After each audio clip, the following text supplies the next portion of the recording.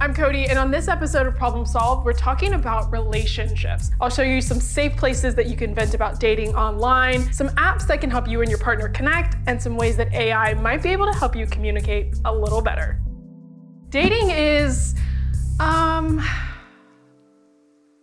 there are a lot of words that can finish that sentence to describe navigating the dating scene. Whether you're taking the digital approach and swiping through apps or hoping for a meet cute at the grocery store, it can be tough out there. Dating and relationship advice is not a new thing. You'll find relationship columns in newspapers and in magazines, and even scrolling through social media, there's tons of videos from dating coaches giving out some dating advice. While it can be useful, it's not very personal and it might not apply to your situation. So I know where to look instead: online. One of my personal favorite places to look is Reddit. There are a lot of subreddits dedicated to love, dating, and relationships, from the broadest of communities to more specific ones. You can rant, you can rave, you can ask questions, and you can get empathy, advice, and just some extra virtual love from people all across the single to coupled to dating after divorce spectrum. All in real time and all relevant to what you are going through. That is, if you decide to post. You don't have to. We all love a good lurk. Sometimes it's just nice to know you're not the only one. No matter where you are in your dating journey, it's important to be smart. Here are some safety tips to keep in mind while you're swiping on apps and meeting those matches in real life.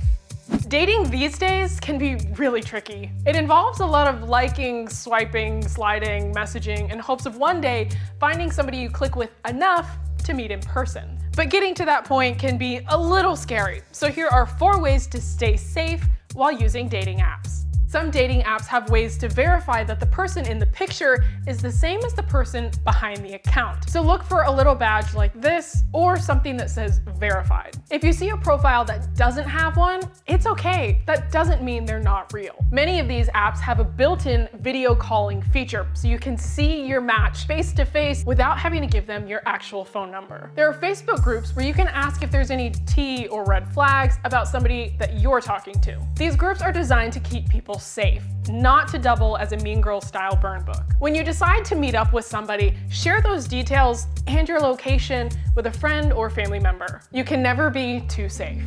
Oh, look at the time. I'm gonna be late for a nice first date. So you struck gold on a dating app and found somebody you're really into. Yay! If you want to keep growing and build a stronger connection, my next tip might be able to help you.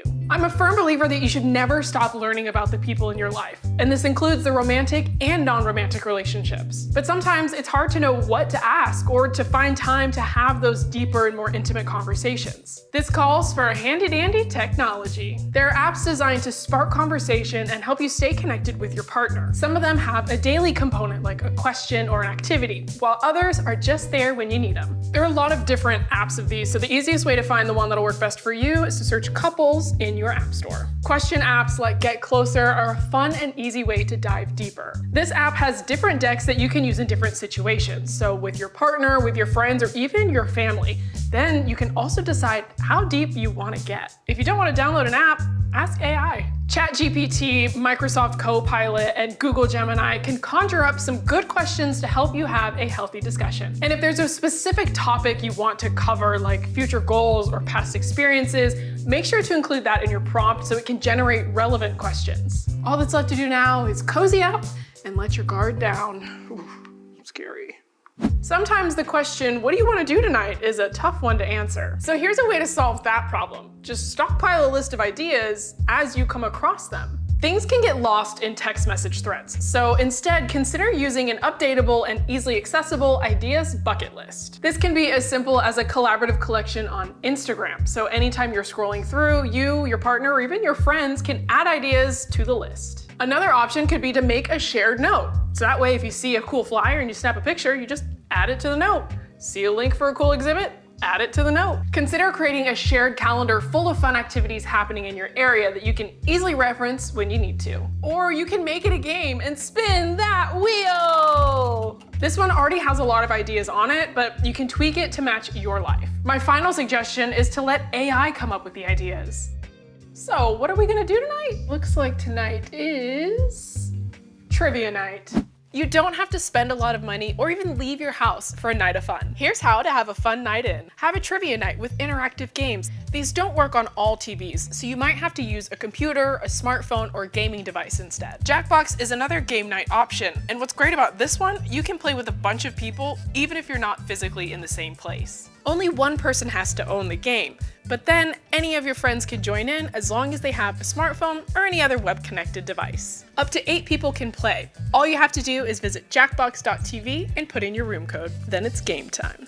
It's easy to host your own paint and sip night with friends. Just grab some paint supplies, an apron, and head to YouTube for some easy tutorials. Perfect for Galentine's Day. Should have started my tree a little lower down. It's running out of room to grow. If painting's not your thing, try looking for some other kind of tutorials like cooking. Happy trees, happy trees. It's still worthy of my mom's fridge. Dating isn't always fun and games. Sometimes you have to have uncomfortable or difficult conversations. And if you're like me, you might have a little trouble getting your thoughts in order. That's where my last tip can help.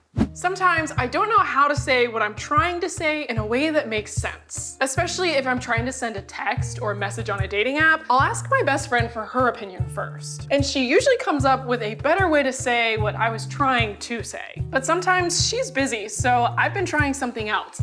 And that something is artificial intelligence. Hear me out, it sounds kind of crazy, I know, but it is kind of like using your best friend, except in my case, this is a lot less biased than she is.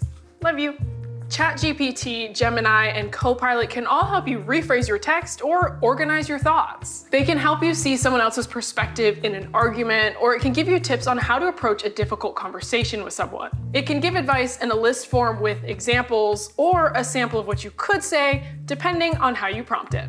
It can also help you and your partner have a conversation. Just ask it to create questions that can guide a healthy discussion. However you end up using AI as a soundboard, just make sure whatever you end up texting or saying to somebody comes from here, not from here.